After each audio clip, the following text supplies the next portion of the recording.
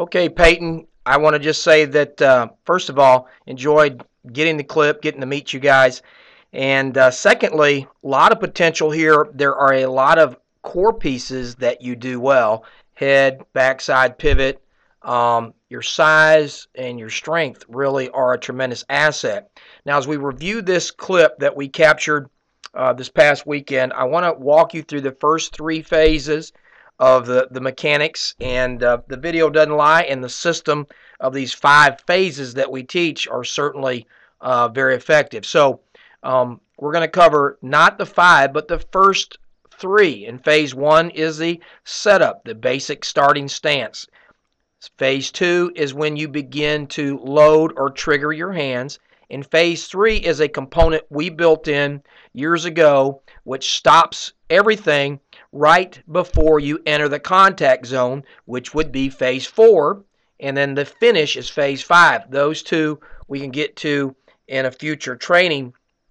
But right now, you can't get into four, which is the most important, the contact point, effectively until you can administer a couple things, starting with phase one and being able to fluently flow into phase three properly. So let's talk about what we found.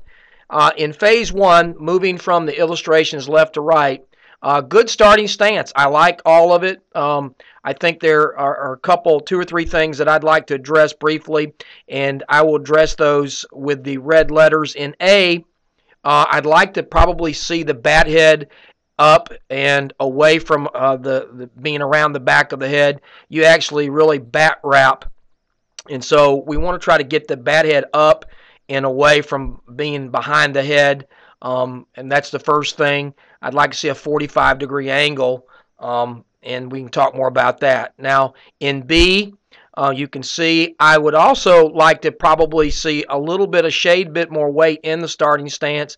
In your posture here, you're kind of a 50-50 weight distribution. And then with C, this is the big thing of the day.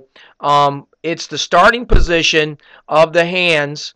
And you can see in C, I'm drawing a yellow line down from the knob of the bat down to just to the outside of your back foot.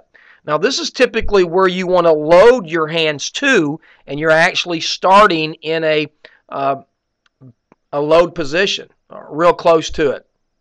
And so we have what we call a knee knob position, where we want to see the bat knob aligned with the backside knee, so you have room to now load to where you're starting. And now that takes us into phase two, which is the actual load, because when you start in that position, as you can see in D, what I want to show you is that yellow line is an indication that your lead arm locks out. We call that bar arm lock, and that creates a very long, loopy, slower swing. So you have somewhat of a hindrance here, and we would teach you to go not in a flex position, but more directly to the pitch without that arm being extended. The arm should never be extended until at contact out in phase four. And here you can see in phase two with the letter D, with the yellow line, your front arm is locked out. Now, the other thing that concerns me, which is very typical, is in E, at the bottom of phase two, we've got a slight front side foot open. You're really not real bad with that. And you probably could get away with that because of your size and strength, but we would work to trying to keep that closed a little bit more. And then we go into the all-important phase three. In phase three, you can see that when you open up in the front side foot, it's going to change the angle. And in F, I want you to note the red line kind of indicates the shoulder angle now as you begin to enter into the contact zone. In G, actually identifies the bat head position at the point that you hit the yellow line. Now in phase three, that yellow line is called the C position, or the center position of the swing, and that's all prior to contact.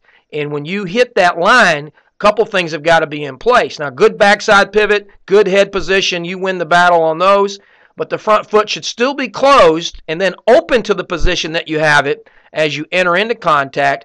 But the real biggie is that bat head is below the hands. And that's what happens to a lot of folks, and that creates that uppercut. So we're going to work to try to get that. I'll give you some drills, and let's get together on how we can fix all these just as quick as we can.